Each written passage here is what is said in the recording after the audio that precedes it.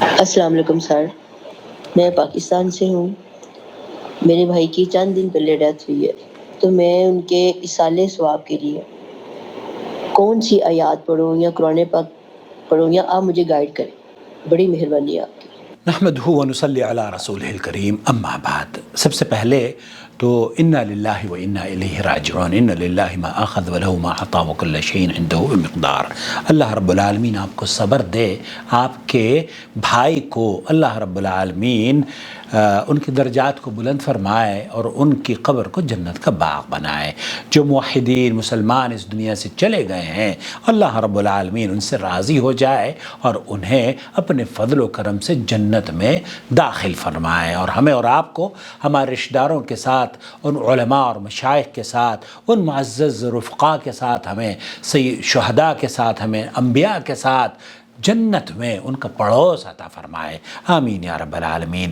یہ بہت اہم سوال ہے کہ ایصال ثواب کے لیے ہم اپنے بھائی کے لیے، ہم اپنی والدہ کے لیے، ہم اپنے بچوں کے لیے، ہم اپنے رشتہ داروں کے لیے کیا کر سکتے ہیں۔ ہمارے یہاں تو پاکستان میں عام طور پر کیا ہوتا ہے کہ لوگ آتے ہیں اور سب بیٹھتے ہیں اور ایسے کر کے چلے جاتے ہیں۔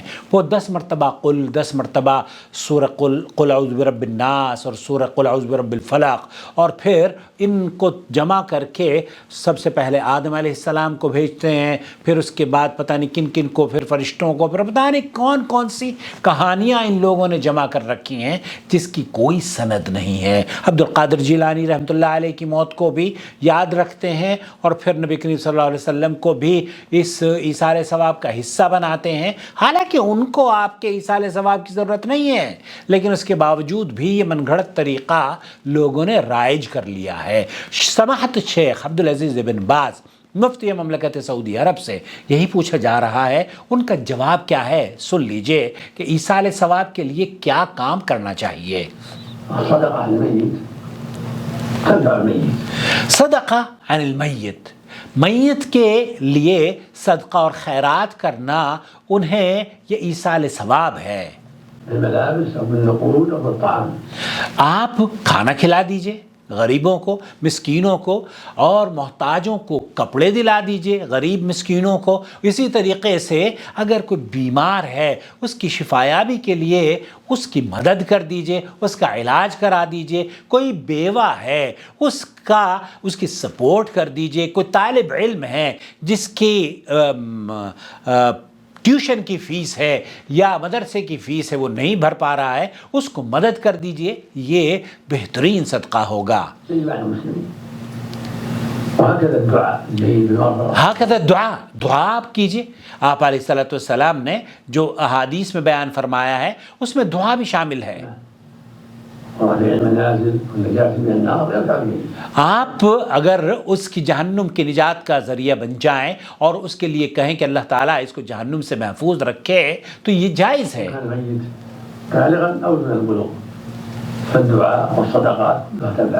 کلھا تنفع، دعا اور صدقات یہ جائز ہیں، آپ اپنے فوت شدگان کے لیے کر سکتے ہیں۔ آپ مسجد بنوا دیجئے۔ آپ وہ لوگ جو کہ اسلامی جدوجہد کر رہے ہیں، لوگوں کو ایجوکیٹ کرنے کے لیے کوشش کرتے رہتے ہیں، وہ آرگنائزیشنز جو قرآن و سنت کی نشر و اشاعت میں حصہ لے رہی ہیں، ان کو آپ سپورٹ کیجئے۔ مدارس میں آپ ایک اینٹ بھی لگوائیں گے تو انشاءاللہ تعالی وہ بھی آپ کے لیے اور آپ کے فوت شدگان کے لیے اللہ کے تقرب حاصل کرنے کا، درجات کی بلندی کا سبب بنے گا۔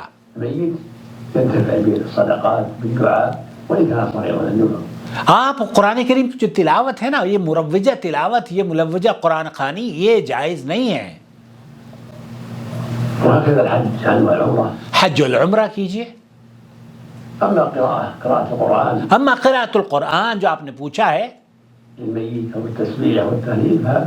لا نعرفہ شیء، شیخ فرما رہے ہیں پھر اس کی کوئی دلیل نہیں ہے۔ لوگوں نے بتایا ضرور ہے کہ ملتا ہے، ہاں ایصال ثواب کر دیجئے، 10 مرتبہ اخلاص پڑھ کے بھیج دیجئے، 10 مرتبہ یاسین پڑھ کے بھیج دیجئے، 10 مرتبہ، یہ ساری کی ساری چیزیں لوگوں نے بتائی ضرور ہیں، لیکن قرآن و حدیث میں اس کا کوئی ثبوت نہیں ملتا۔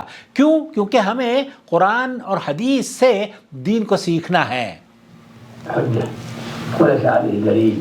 ولیس علیہ دلیل، اس ایصال ثواب کی کوئی دلیل نہیں ہے جو آپ کہہ رہی ہیں نا کہ 1.25 لاکھ کلمہ پڑھ لیجئے یا آیت الکرسی پڑھ کے بھیج دیجئے، یا پھر میت کے لیے سب بیٹھ کر سپارے پڑھیں، یا تسبیح لا الہ الا اللہ کی یا آیت کریمہ کو پڑھ کر بھیجیں، یہ بالکل جائز نہیں ہے۔ انه يلحق الميت. یلحق میت، فالافضل ولحق ترك ذلك. الافضل یہ ہے کہ اس کو آپ چھوڑ دیں، یا میت کو نہیں پہنچتی، اگر میت کو پہنچتی تو خدیجہ رضی اللہ تعالیٰ عنہ کا انتقال نبی کریم صلی اللہ علیہ وسلم کی حیات طیبہ میں ہوا یا نہیں ہوا؟ آپ نے حضرت خدیجہ کو کوئی بھیجا پڑھ کر؟ قرآن بھی موجود تھا اور خدیجہ کا انتقال بھی ہو چکا تھا اماں کا ہماری، کیا اس وقت نبی کریم صلی اللہ علیہ وسلم نے یا صحابہ نے امہات المومنین کو نذرانے قرآن کریم کے بھیجے؟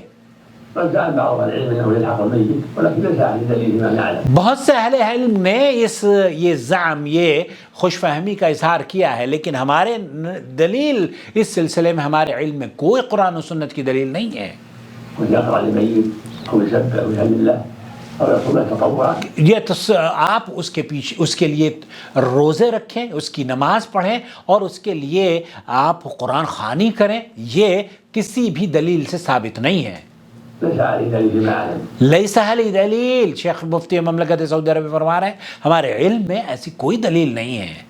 وانما المعروف بالادله الشرعيه الدعاء له. لیکن جو دعا ہے اس کے بارے میں شرعی دلائل موجود ہیں کہ اذا مات ابن آدم انقطعت عملہ الا من ثلاثہ، 3 چیزیں رہ جاتی ہیں، صدقہ جاریہ، علم اور اولاد اس کے لیے دعا کرتی رہے۔ تو علم بھی موجود ہے، اگر علم آپ نہیں نشر کر سکتی تو ان اداروں کو سپورٹ کیجئے جو کہ علم کی نشر و اشاعت میں حصہ لیے ہوئے ہیں۔ مسجد بنوا دیجئے، کسی کا علاج کروا دیجئے، آرگنائزیشن، چیریٹیبل آرگنائزیشن کھول دیجئے، جتنی بھی بساط، جتنی بھی طاقت، جتنی بھی وسعت ہو، آپ یہ کام کیجئے۔ اللہ تعالیٰ آپ کے بھائی کو اللہ تعالیٰ اپنے کے بھائی کو مغفرت فرمائے اور آپ کو جزائے خیر عطا فرمائے۔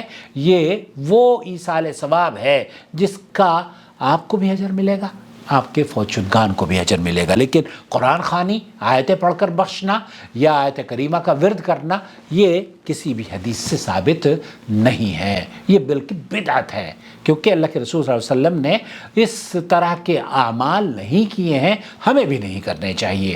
مجھے امید ہے وضاحت ہو گئی ہوگی، اور مجھے یہ بھی امید ہے کہ آپ اس ویڈیو کو دیکھنے کے بعد دوسروں کے ساتھ ضرور شیئر کریں گے۔ میرا فون نمبر نوٹ فرما لیجئے، 00966 504 686317۔ وما أرسلنا من قبلك إلا رجالا نوحي إليهم فاسألوا أهل الذكر إن كنتم لا تعلمون بالبينات والزبر وأنزلنا إليك الذكر لتبين للناس ما نزل إليهم ولعلهم يتفكرون أفأمن الذين مكروا السيئات أن يخسف الله بهم الأرض أو يأتيهم العذاب من حيث لا يشعرون